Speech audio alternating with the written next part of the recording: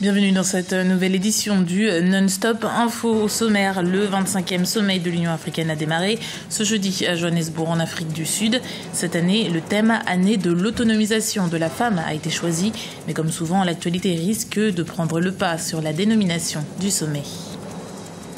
Les cèdres de l'Atlas sont particulièrement victimes des changements climatiques au Maroc.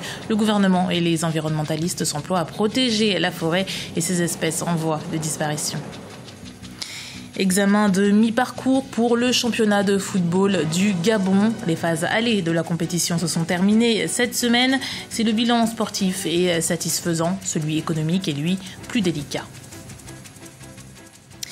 Mais d'abord, une nouvelle coalition régionale sera mise en place dès le 30 juillet pour lutter contre Boko Haram. Cette décision a été prise jeudi par le Nigeria et ses pays voisins. Depuis l'investiture du nouveau président nigérian Muhammadu Buhari, le 29 mai, 150 personnes ont été tuées par Boko Haram. La force sera composée de 8700 militaires, policiers et civils placés sous le commandement du Nigeria pendant toute la durée de la mission. Le Nigeria qui s'est également engagé à apporter 100 millions de dollars pour lancer le décollage de la mission. Johannesburg accueille le 25e sommet de l'Union africaine. Actualité oblige, la crise politique au Burundi, la situation en Libye, mais également les dernières attaques xénophobes en Afrique du Sud, pays hôte, sont au centre des discussions. Le thème de cette rencontre est « Année de l'autonomisation des femmes et du développement en vue de la réalisation de l'agenda 2063 de l'Afrique ». L'occasion de revenir sur la place qu'occupe la femme sur le continent. Ibrahim Radinjaï. Ouverture ce jeudi 11 juin du 25e sommet de l'Union africaine à Johannesburg en Afrique du Sud. Il débutera par une réunion des ministres suivie par l'arrivée des chefs d'État ce samedi. Au cœur des discussions, les différentes crises sur le continent, la situation en Libye et au Soudan, la lutte contre le terrorisme et surtout la crise politique au Burundi. Probablement également à l'ordre du jour, la xénophobie après une vague d'attaques contre les étrangers en Afrique du Sud. C'est d'abord le sommet des crises.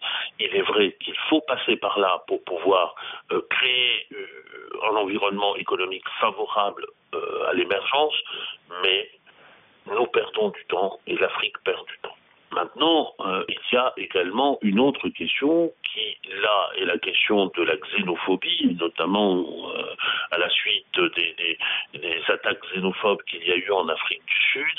Il est normal que dans le pays qui organise une réunion de l'Union africaine, c'est-à-dire qui est le pôle, cette fois-ci, du panafricanisme, on puisse s'intéresser à cette question-là de savoir comment ce pays accueille les autres Africains chez lui. Ce sommet, qui à l'instar du dernier sommet de l'Union africaine en janvier à Addis Abeba, a pour thème année de l'autonomisation des femmes et du développement en vue de la réalisation de l'agenda 2063 de l'Afrique, entend être une plateforme de reconnaissance de l'égalité entre les hommes et les femmes sur le continent.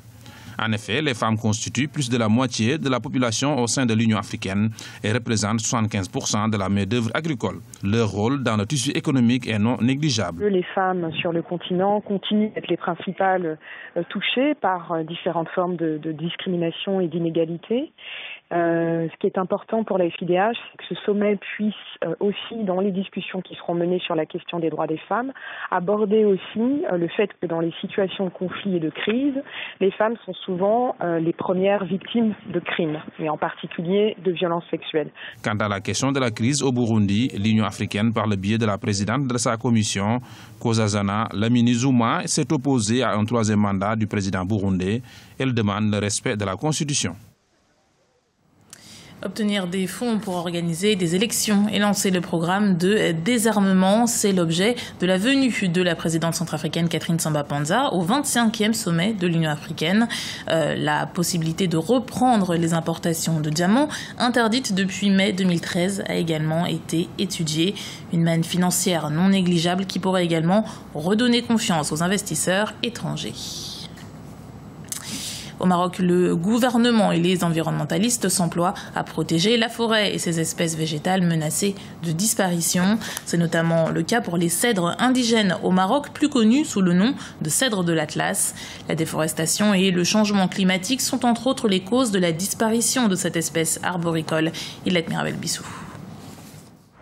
Les cèdres indigènes au Maroc sont en déclin à cause de l'exploitation forestière illégale, la surexploitation et le changement climatique. Selon les écologistes, il y aurait déjà eu une baisse de 75% de cette espèce arboricole en raison de l'exploitation forestière. Les forêts de cèdre couvrent des milliers d'hectares de montagnes de l'Atlas et le gouvernement marocain travaille désormais pour protéger ces arbres centenaires.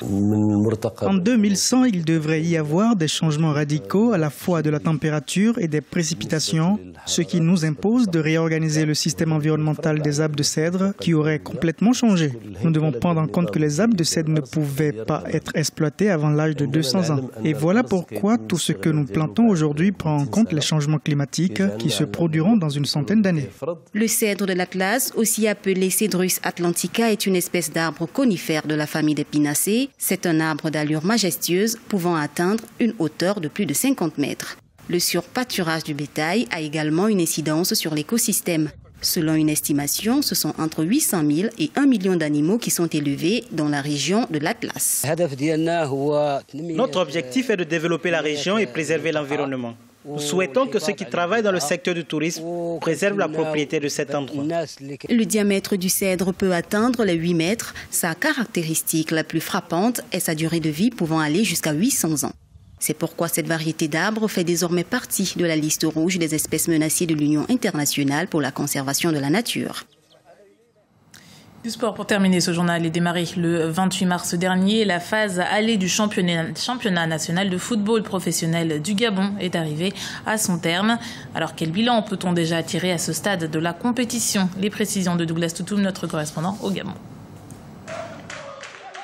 Après 13 journées du National Foot, l'heure est à la trêve.